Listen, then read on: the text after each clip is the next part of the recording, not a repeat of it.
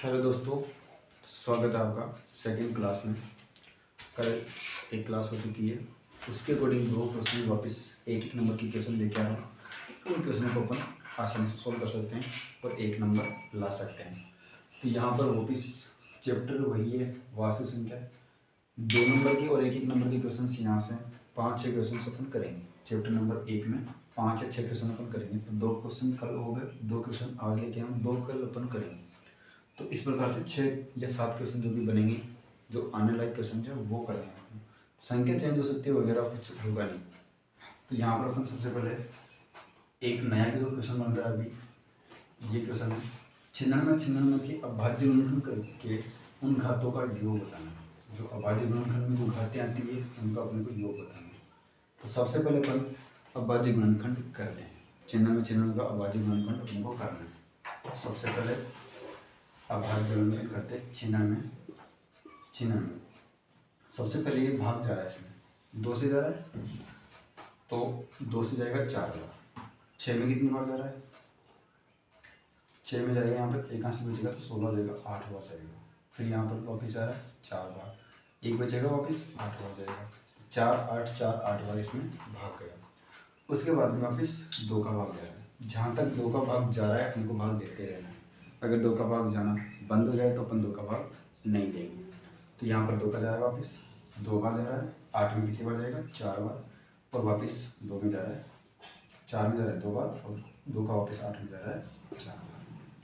फिर अपन 2 का यहाँ पर करेंगे तो 1 बार जा रहा है, 4 में 2 बार जा रहा है, फिर 1 बार और 2 बार, फिर 2 का जा रहा है 6, 1 में जाएगा तो भाग टूट के 0, और वापस इसमें 6 बार। फिर 2 का जा रहा है 3 बार, 0 और 3 बार। अब 3 का जाएगा, 2 का भाग यहाँ पर नहीं जाएगा। तो जब 2 का भाग नहीं जाए तो अपने को किसका भाग देना है? 3 का भाग इसमें देना है। तो यहाँ पर 3 का भाग जा रहा है, तो 1 बार जा रहा है 0, फिर 1 बार जा रहा है। अब 101 ऐसी संख्या है जिसमें किसी का भाग नहीं जाता। 101 में 101 का ही भाग जाएगा या फिर 1 का जाएगा। तो यहाँ पर 101 अभाज्य संख्या है, तो यहाँ पर 101 में 101 का भाग जाएगा। अब इनको अपने को अभाज्य गुणनखंड, ये जो भी नंबर आ रहे हैं ये अभाज्य गुणनखंड नंबर है आपके पास, अभाज्य गुणनखंड है। तो इन सबको एक साथ में रखना है। पहले चेक करो 2 कितने बार में? 1 2 3 4 5। तो 2 की घात 5 बना, 3 की घात 1 बना, और 101 की घात 1 बना। अब अपने को जोड़ना किनको है? इन घातों को। तो घात है, देखिए तो पहले 5 घात आ रही है, फिर 1 घात है, फिर 1 घात है, तो जोड़ेंगे तो 7। तो इसका आंसर होगा 7। ये अवसद वाले के जो क्वेश्चन आते हैं एमसीक्यू, उनमें भी ये क्वेश्चन बन सकता है। तो आपको विशेषकर ध्यान रखना है, जब भी आपको घातों का योग पूछे तो इस प्रकार से अभाज्य गुणनखंड करते हुए इन घातों को जोड़ना है। आते दूसरे क्वेश्चन पर। निम्न में से परिमेय संख्या नहीं है। पूछा है परिमेय संख्या नहीं है। अगर परिमेय संख्या पूछता है तो नॉर्मली अपन बता देंगे कि परिमेय संख्या कौन सी होती है।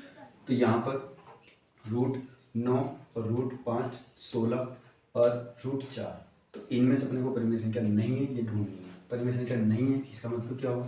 अपरिमेय संख्या बतानी है। क्वेश्चन को थोड़ा सा घुमा रखा है, तो अपरिमेय संख्या अपने को इसमें बतानी है। तो इसमें एक चीज़ आपको याद रखनी है, इसको पॉइंट लगा के लिख सकते हो आप। जब भी रूट वाली संख्या आ जाए तो रूट के अंदर पूर्ण वर्ग संख्या, पूर्ण वर्ग संख्या अगर रूट के अंदर आ रही है तो वो जो संख्या बनेगी वो संख्या बनेगी परिमेय संख्या। कौन सी संख्या बनेगी? परिमेय संख्या बनेगी। रूट के अंदर पूर्ण संख्या आ रही है तो परिमेय संख्या बनेगी, और रूट के अंदर अपूर्ण संख्या आ रही है जो पूर्ण नहीं है, अपूर्ण संख्या, अपूर्ण वर्ग संख्या, सॉरी, वो संख्या बनेगी अपरिमेय, वो संख्या बन जाएगी अपरिमेय संख्या। तो परिमेय और अपरिमेय के बारे में बात कर रहे थे। यहाँ पर पूछा है परिमेय संख्या नहीं है, तो मतलब कौन सी पूछा है? अपरिमेय पूछा है। तो यहाँ पर देखो 9 किसी का वर्ग होता है, 9 वर्ग होता है, तो इसीलिए ये पूर्ण वर्ग संख्या बन गई 9। और पूर्ण वर्ग संख्या है तो ये परिमेय संख्या है, ये तो परिमेय संख्या है, ये तो गलत नहीं हुआ। उसके बाद में √5 किसी संख्या का वर्ग नहीं होता है, किसी भी संख्या के वर्ग में 5 नहीं आता है, तो ये वाली अपने पास में ये गलत हो गई, ये परिमेय संख्या नहीं है। तो यहाँ पर जो पहला ऑप्शन था वो तो गलत हो चुका है, क्योंकि ये परिमेय संख्या है, ये तो क्या है? परिमेय। दूसरी वाली ये बन गई अपरिमेय, ये संख्या बनी अपरिमेय संख्या। 16 तो ना तो रूट में है ना बिना रूट में, तब 16 डायरेक्ट संख्या दे रखी है तो 16 कौन सी संख्या है, परिमेय संख्या है। रूट चार भी परिमेय संख्या है क्योंकि 2 का स्क्वायर होता है, तो परिमेय संख्या ये हो गई। तो कौन सा ऑप्शन सही हुआ अपने पास में, ब ऑप्शन सही हुआ। आपको ये दोनों पॉइंट याद रखने हैं।